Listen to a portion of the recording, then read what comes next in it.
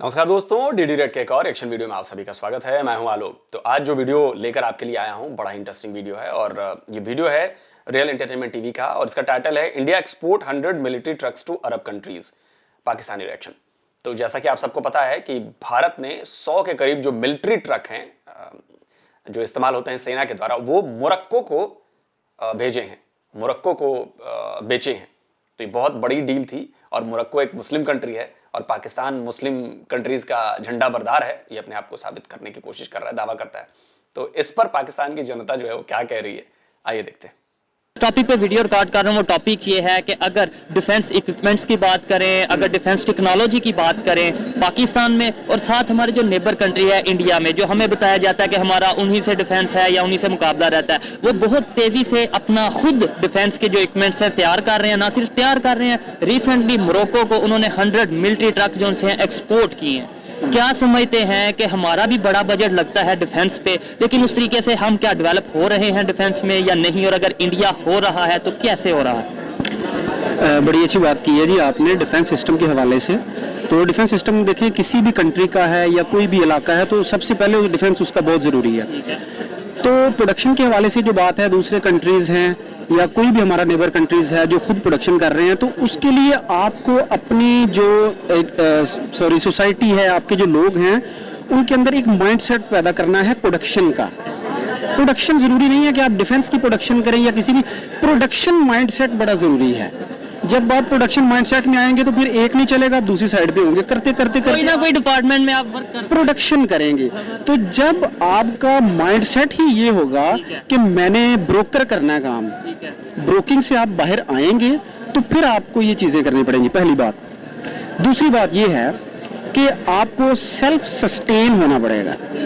Self sustain का मतलब है, लेट सपोज अगर ये मेरे प्यारे भाई हैं, मैं समझता हूँ सेल्फ सस्टेन का मतलब आप आगे बात। मैं अगर कहूँगा ना कि अरसलान भाई आज इन्होंने मुझे खाना खिलाया है, सुबह नाश्ता, लेट सपोज मॉर्निंग है, इन्होंने मुझे आज खाना खिलाया ना, तो मैं शाम तक इनका मोतरफ रहूंगा। मैं कोई ऐसी बात नहीं करूंगा कि जिससे अरसलान भाई का दिल दुखे या क्योंकि ये पेट बड़ा जरूरी है ना, ठीक है ना। समझ रहा हूँ कि अगर हम किसी पे डिपेंडेंट होंगे इन तो फिर हम उनके खिलाफ चाहते अगेंस्ट होंगे, कोई बात नहीं कर पाएंगे, चाहते हुए ना चाहते हुए। यही बड़ा अच्छा, मतलब आपने ही मेरा जो बात थी वो आपने अपने मुंह से कर दी है कि ऐसे ही जैसे अब मोरक्को की बात करें, अरब कंट्रीज की बात करें, यूएई जैसे इंडिया के साथ ट्रेड कर रहा है, मुख्तलिफ प्रोजेक्ट्स पे काम कर रहा है, इस्लामिक कंट्रीज हैं वो इंडिया के साथ ऐसे काम कर रही है। इसका मतलब हमारा पहले हम मुस्लिम नॉन मुस्लिम के चक्कर में पाकिस्तान रहा। और अच्छा, बात आगे बढ़ जाएगी और लेकिन इसको बतानी जरूरी है। ये जो एग्जाम्पल दिया है वो एग्जाम्पल पता है क्या है?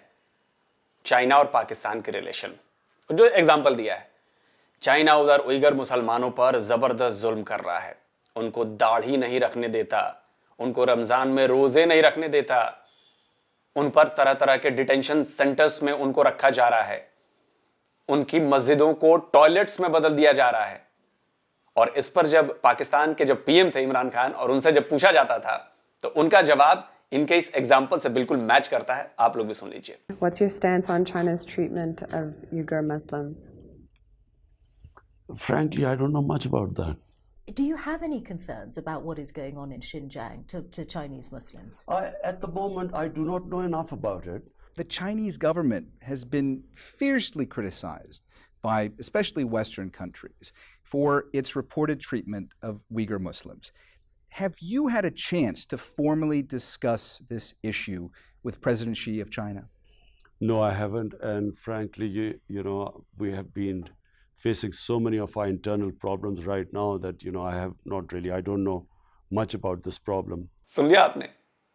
तो ये भी चाइना का दिल नहीं दुखा सकते क्योंकि चाइना से रोटी मिल रही है, चाइना से डॉलर्स मिल रहे हैं। तो कैसे ना इमरान खान ना शहबाज शरीफ कोई बात नहीं करता, जबकि असल जुल्म मुसलमानों पर चाइना कर रहा है।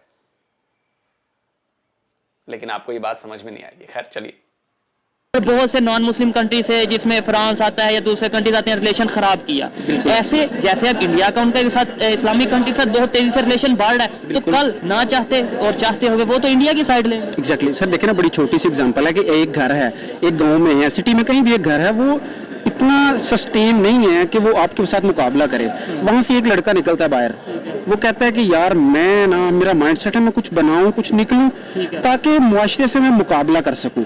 फिर फिर वो प्रोडक्शन करता है। प्रोडक्शन का मतलब प्रोडक्टिव बनता है खुद, बनता है उसका माइंड, उसका विजन ऐसा बनता है। ये नहीं होता कि मैंने किसी को कुछ दिखाना है, मैंने दिखावा करना है। वो कहता है मैं मुकाबला करना है, वो कहता है मैं कमा के लाऊंगा, बनाऊंगा, तो ये इनको सबको नजर आएगा। जबरदस्त। अच्छा, यही एग्जांपल अगर नेबर कंट्री की इंडिया की बात करें, कुछ टाइम पहले वो भी कभी रशिया से चीजें इंपोर्ट कर रहा था, डिफेंस के हवाले से इक्विपमेंट्स कर, कभी वो यूएस से कर रहा था। अब ना सिर्फ वो अपनी मैन्युफैक्चरिंग खुद कर रहा है बल्कि दुनिया को दे रहा है। उनका प्रोडक्टिव माइंड कैसे बना, उनका विजन कैसे बना, हम में और उनमें जो फर्क आया, कहाँ पे फर्क आया? सर मैं ये समझता हूँ कि जो उनमें और हम में फर्क आया ये लीडरशिप का है।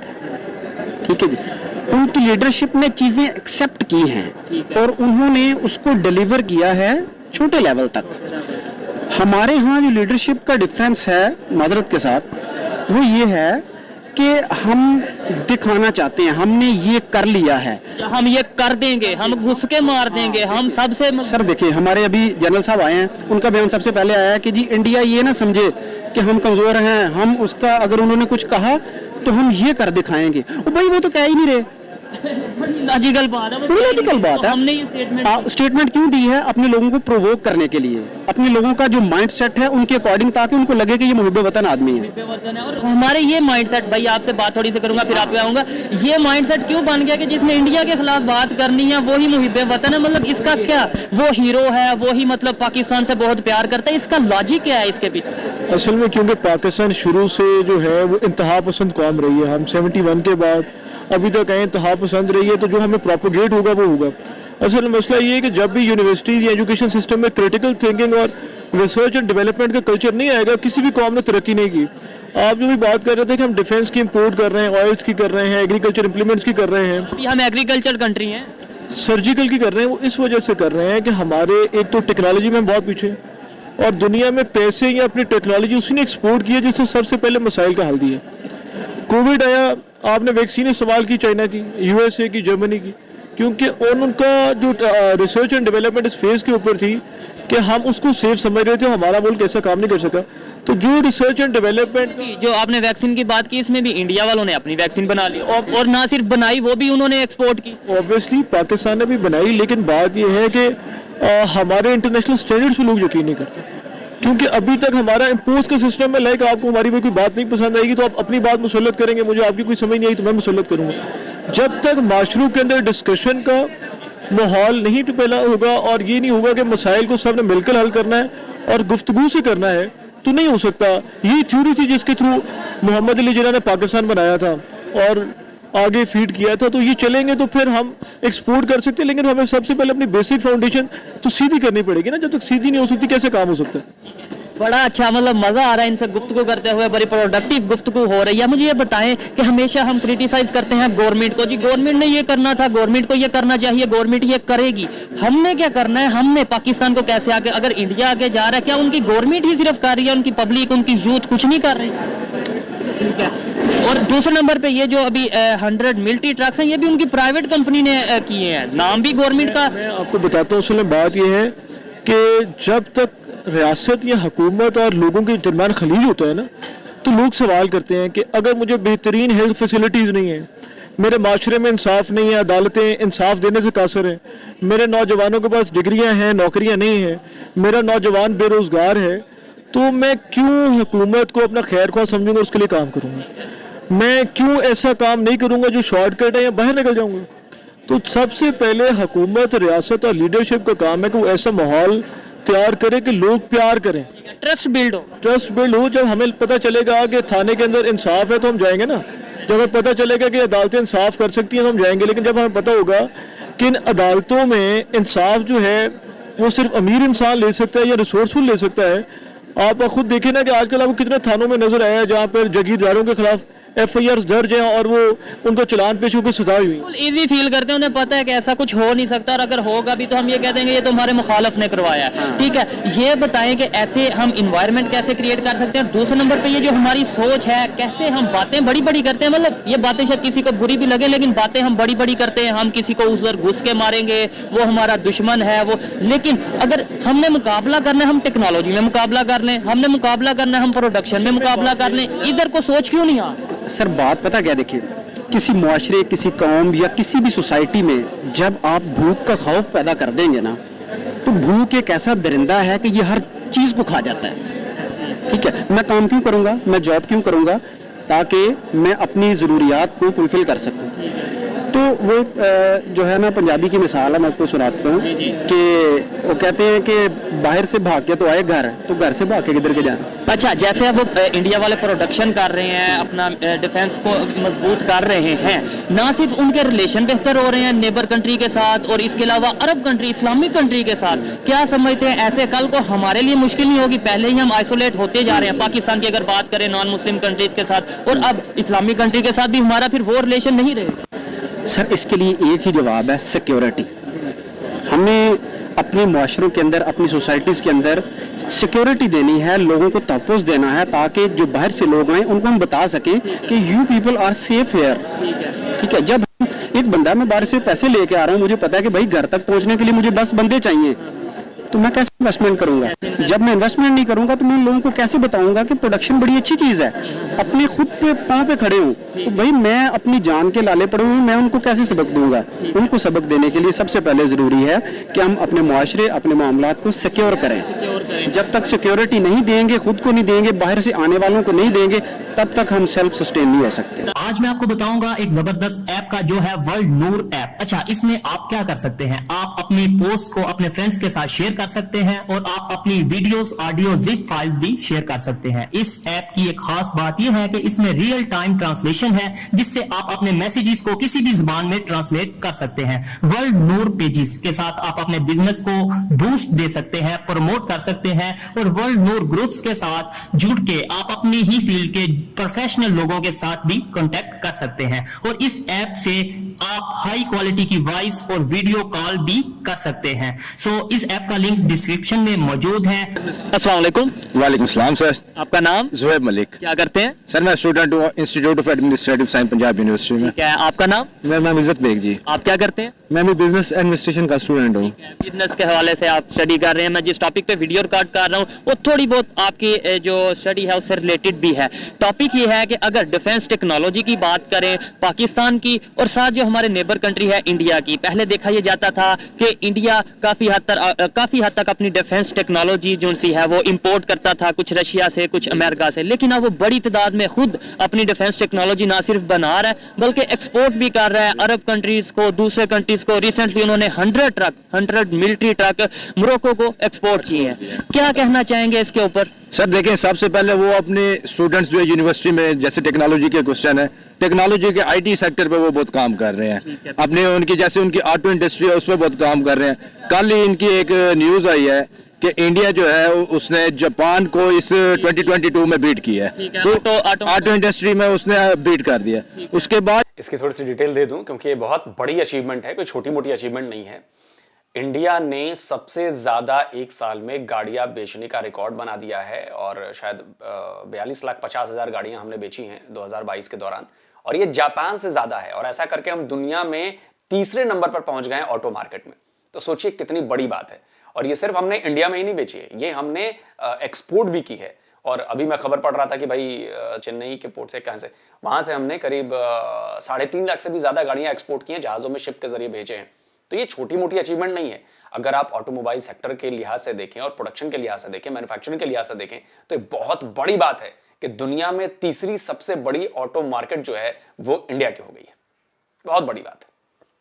जो है वो अपने जैसे डिफेंस की बात कर रहे हैं, वो अपने वेपन्स खुद ही तैयार कर रहे हैं। इसका मतलब ये है कि वो अभी से अपनी टेक्नोलॉजी के ऊपर जो है वो बहुत ज्यादा वर्क कर रहे हैं। तो अगर जैसे वो ग्रो कर रहे हैं, आपको नहीं लगता कि अरब कंट्री को अगर वो एक्सपोर्ट कर रहे हैं तो अरब कंट्रीज या जो भी कंट्री जो उनसे इक्विपमेंट्स ले रहे हैं वो कहीं ना कहीं उन पे डिपेंडेंट हो जाएंगे? और जैसे वो ग्रो कर रहे हैं, हमारा मुकाबला कहा यह जाता है, हमें बताया जाता है कि इंडिया के साथ है डिफेंस में, हम कहाँ पे फॉल करते हैं? हमें सबसे पहले ये चाहिए कि अपने जो हमारे डिफेंस का बजट है उसको हम एक मैनेजमेंट में लेके आए, एक प्रॉपर वे में लेके आए कि क्या चीज़ हमारी कहाँ इन्वेस्ट हो रही है। हमारे मुल्क में एक चीज आम है कि हमारे मुल्क का 80% जो बजट है वो हमारे डिफेंस में जा रहा है, लेकिन वो नजर नहीं आ रहा। अगर डिफेंस में जा रहा है तो हमारे जो F-16 है हमें बाहर से क्यों इंपोर्ट करने पड़ रहे हैं? बिल्कुल सोचने वाली बात है। या दूसरे जो हमारे चीजें हैं वो हम चाइना से ले रहे हैं या बाहर के रशियन कंट्री से ले रहे हैं, यूरोपियन कंट्री से ले रहे हैं। वो 80% बजट हमारा कहाँ जा रहा है जब हमें बाहर की चीजें हमें इंपोर्ट करनी पड़ रही है। दूसरा सवाल ये था कि जब अरब कंट्रीज या कोई भी गल्फ कंट्री या कोई भी कंट्री जब इंडिया से अपनी इंपोर्ट करेगा, इंडिया से अपनी टेक्नोलॉजी लेगा, तो फिर कहीं ना कहीं उनका रिलेशन इंडिया के साथ एज कम्पेयर टू पाकिस्तान ज्यादा बेहतर नहीं? बिल्कुल ऐसे है, जब वो अपनी इंपोर्ट एक्सपोर्ट उनके साथ करेंगे, उनका जो डिफेंस का सेक्टर है वो मजीद स्ट्रॉन्ग होता जा रहा है। उस हवाले से हमें अपनी तरफ हमारा एक वीकर पॉइंट यही है कि यार जब वो डिफेंस अपना स्ट्रॉन्ग कर रहे हैं तो हम इस टाइम हम क्या कर रहे हैं, हमें क्या करना चाहिए? हमें तो नारा यही लगाया जाता रहा है, या अभी भी हम ये कहते हैं हमारे जो एटॉमिक मिसाइल हैं दुनिया में सबसे पावरफुल मिसाइल हमारे पास हैं, हम ये हैं हम वो हैं। अगर हम इतने ही पावरफुल मिसाइल रखते हैं तो दुनिया हमारे से क्यों नहीं लेती, हमारे से क्यों नहीं खरीदती कोई कंट्री? या क्या कहना चाहिए सर? यही बात है ना कि हम खुद ही मैन्युफैक्चर ही नहीं कर रहे, हम बाहर से लेके आ रहे हैं, हमें तो उसे ऑपरेट करना नहीं आता। जब अगर हम कहीं बाहर से अपने वेपन्स लेके आते हैं, कोई मिसाइल लेके आते हैं, कोई हम टैंक लेकर आते हैं, तो हमें बाहर से उनके इंजीनियर्स भी बुलाना पड़ते हैं कि यार आप हमें आए पहले इसको ऑपरेट करके बताएं। तो इसलिए है कि हमें सबसे पहले अपनी टेक्नोलॉजी पे स्ट्रॉन्गर करना होगा, उस पर फोकस करना होगा, उसको मजीद बूस्टअप करना होगा। और दूसरा ये कि जो हमारे IT सेक्टर के स्टूडेंट्स हैं, ये एम्प्लॉयज़ हैं, जो हमारे इंजीनियर्स हैं, उनको मजीद हमें स्ट्रॉन्ग करना होगा कि यार वो अपनी स्किल्स जो है इधर अपने मुल्क में ही करनी चाहिए, क्योंकि हमारे जो इंजीनियर्स हैं वो मोस्टली अब बाहर ही जा रहे हैं। पाकिस्तान में उनको कोई ऐसी फैसिलिटेशन नहीं हो रही जो वो अपने मुल्क के लिए कंट्रीब्यूट कर सके। तो हमें सबसे पहले इसके लिए फिर दूसरा ये आ जाएगा कि हमें जॉब्स देनी पड़ेंगी, हमें जॉब्स गवर्नमेंट को ये चाहिए कि जो IT सेक्टर, क्योंकि ऐसा प्लेटफॉर्म मुहैया प्रोवाइड करना होगा स्टूडेंट्स को या यूथ को, जहां पर हम ना सिर्फ अपना जो कुछ करना चाहते हैं, टैलेंट जो कहा जाता है कि बहुत ज्यादा है पाकिस्तान में, वो दिखा भी सके और कंट्री के लिए कुछ बिल्कुल हम स्किल्स अपनी कंट्रीब्यूट कर सके। अगर मेरे अंदर कोई स्किल है और मैं कंट्री के लिए कुछ नहीं कर पा रहा तो मेरी स्किल्स का कोई फायदा नहीं है। इंडिया अगर टेक्नोलॉजी में आगे जा रहा है उसकी रीजन क्या है? उनकी पब्लिक, उनकी एजुकेशन, उनकी गवर्नमेंट या कोई और सर? ये अगर इंडिया आगे जा रहा है अपनी डिफेंस में तो वो सारे तीन फैक्टर इसके अंदर है। उनकी गवर्नमेंट भी शामिल है, उनके जो एजुकेशन डिपार्टमेंट है वो भी शामिल है, उनकी टेक्नोलॉजी के IT सेंटर्स जो है वो भी शामिल है। सारा कुछ मिलके उसके देखे ना, एक वो टीम वर्क कर रहे हैं सारे डिपार्टमेंट। अगर हम भी इंडिया को बीट करना चाहते हैं, एक एडमी पावर तो हम हैं, लेकिन हम मजीद अपना नाम जो है दुनिया में बनाना चाहते हैं, तो हमें भी टीम तो थोड़ा मुश्किल, कम्पीट या मिल के हम कुछ कर लें। कम्पीट या बीट वाले चक्कर में जब पीछे आ गए, अब तो हम डिफॉल्ट की पोजीशन पर आ गए हैं सर। कह रहा हूं, और अगर अभी भी हम यही देखिए, इतनी बातें मैंने सुनी, चुप इसलिए था कि इन सब की जड़ जो है ना वो आपकी मजहबी कट्टरता है। सबसे पहले आप मजहबी कट्टरता से बाहर निकलिए, फिर आप अपने एजुकेशन सिस्टम पर ध्यान दीजिए जिस पर मुल्लों का कब्जा है, जिसमें उन्होंने हेट सिखाते हैं, हिंदुओं के खिलाफ हेट, यहूदियों के खिलाफ हेट, नॉन मुस्लिम्स के खिलाफ हेट। उस चीज को बाहर निकालिए, क्योंकि नफरतें जब आप बचपन से किसी के जहन में भरेंगे तो पॉजिटिव बातें नहीं आएंगी नेगेटिव चीजों के बीच से। सब दूसरी बात। तीसरी बात कि आप जो हर जगह सेना के लोगों का कब्जा है, चाहे वो रिटायर्ड किसी भी ऑर्गेनाइजेशन पे, बड़े ऑर्गेनाइजेशन पे आप जाके देखिए, वहां पर सेना का कोई रिटायर्ड बंदा बैठा है। तो जब तक आप ये लोग ठीक नहीं करेंगे ये तीनों चीजें, तब तक आपकी डेवलपमेंट नहीं हो सकती। ये लिख के दे सकता हूं, 75 साल में आपने करके देख लिया है। मेरी मानिए, इस चीज को लागू कीजिए, तब देखिए आपकी डेवलपमेंट कैसे होती है। शायद सोच रखेंगे, अगर ये सोच रखेंगे कि हमने बीट करना है या कंपीट करना है, कंपीट करना शायद इतना बुरा नहीं, लेकिन बीट करना है तो हम बस सरवाइव ही कर लें, यही बहुत है हमारे लिए। बहुत बात है। आप इसमें क्या कहना चाहेंगे? अगर बात करें टेक्नोलॉजी की और खास तौर पे डिफेंस टेक्नोलॉजी की, तो हमारा दुश्मन जो हमें बताया जाता है वो कौन सा है? मतलब डिफेंस हमें किससे करना पड़ता है? जी, मैं समझता हूँ कि जो हमें डिफेंस करना पड़ता है वो इंडिया से करना पड़ता है, क्योंकि पहले भी हमने कई अरसे में इंडिया के साथ जो जंग्स हैं हमारी हुई हैं, 1965 की होगी, 71 की होगी, कारगिल की होगी, या इस तरह। तो इंडिया को हमारा मेन टारगेट समझा जाता है या बताया जाता है। नो डाउट कि अब उनका हमारा थोड़ा उस हवाले से इतना कंपटीशन नहीं रहा, क्योंकि टेक्नोलॉजी में। तो अगर हमें बताया ये जाता है तो फिर हमें साथ ये क्यों नहीं बताया जाता कि हम टेक्नोलॉजी में कहाँ पे फॉल करते हैं और वो कहाँ पे? फर्स्ट ऑफ ऑल मैं इसमें कहना ये चाहूँगा कि पाकिस्तान में जो है ना वो एशिया के बेस्ट ब्रेन पाए जाते हैं, लेकिन हुकूमत के पास इतनी फंडिंग ही नहीं है कि वो उनको दे सके, क्योंकि मोस्ट ऑफ द यहाँ पे जो साइबर्स के लोग हैं ना वो कुछ काम। एशिया के बेस्ट ब्रेन्स हैं, कहाँ है भाई वो दिमाग? किधर है? कहां पर छुपा हुआ है? 75 साल से नजर नहीं आया। अरे कहीं एक आध बड़ी कंपनीज का कोई सीईओ, एमएनसीज में सीईओ हो, बड़ी कंपनी चला रहा हो, बहुत बड़ा कुछ उसने इनोवेशन कर दिया हो, अब उसकी मत मुझे एग्जांपल दीजिएगा कि पानी से उसने गाड़ी चला दी थी पेट्रोल की बजाय और वो गायब कर दिया गया सरकार के द्वारा। ये सब फर्जीवाड़ा मत कीजिए यहां पे। एक तो बंदा हो, कोई कुछ तो हो जिसमें अचीवमेंट की हो, पाकिस्तानी ने कहा जबरदस्त रिकॉग्निशन मिली हो उसे ऑल ओवर वर्ल्ड से, क्या काम किया है।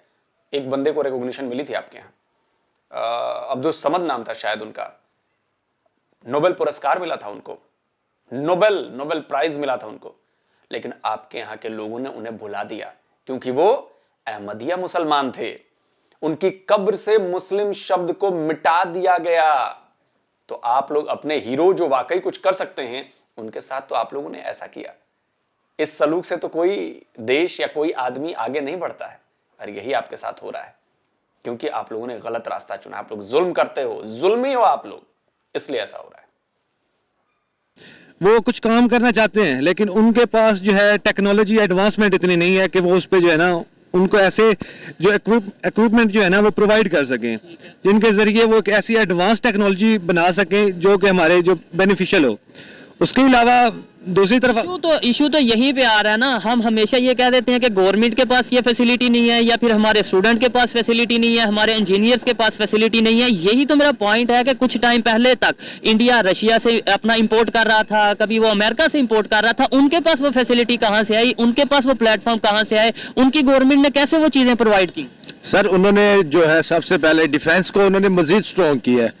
वो कैसे किया सर? जो उनका जैसे हमारे मुल्क में एक है कि 80% हमारा बजट पे लग रहा है, उसी तरह हमारा जो नेबरिंग कंट्री है तकरीबन इनके जो माहौल चल रहा होता है वो एक जैसे चल रहा होता है गवर्नमेंट्स के अंदर। लेकिन उन्होंने शायद ये किया कि हमने जो चीजें इंपोर्ट पे जोर दिया, उन्होंने अपनी खुद ही अपनी होममेड बना रहे हैं वो चीजें, आज दूसरों को एक्सपोर्ट आज दूसरों को। जैसे अभी आप बता रहे थे कि उन्होंने 200 ट्रक जो है 100 ट्रक है ऑलमोस्ट, वो बाहर मोरक्को को उन्होंने एक्सपोर्ट किए हैं। तो इसका मतलब ये है कि ऑटो इंडस्ट्री के साथ साथ उनकी जो डिफेंस की इंडस्ट्री है वो भी मजीद स्ट्रॉन्ग होती जा रही है। पहले यही समझा जाता था कि इंडिया में जो है फिल्म इंडस्ट्री स्ट्रॉन्ग है, लेकिन आज उनकी ऑटो इंडस्ट्री, आईटी इंडस्ट्री जो है वो मजीद स्ट्रॉन्ग होती चली जा रही है। ऑटो इंडस्ट्री आज हमारा देखे तो आज हम डिफॉल्ट की पोजीशन पे खड़े हैं। हमारे मुल्क में कोई इतना हमारे रिजर्व ही नहीं है जो हम अपने मुल्क को आगे लेके जा सकें अभी भी। लेकिन हम बेहतरी की बात करेंगे, पाकिस्तान की बेहतरी की बात करेंगे, क्या समझते हैं अभी भी इस पोजीशन पे जब हम हैं कैसे बेहतरी की तरफ जा सकते हैं? सर इस पोजीशन पे जब हम आ गए, अब हमें मजीद अपनी मुआशी जो पॉलिसीज है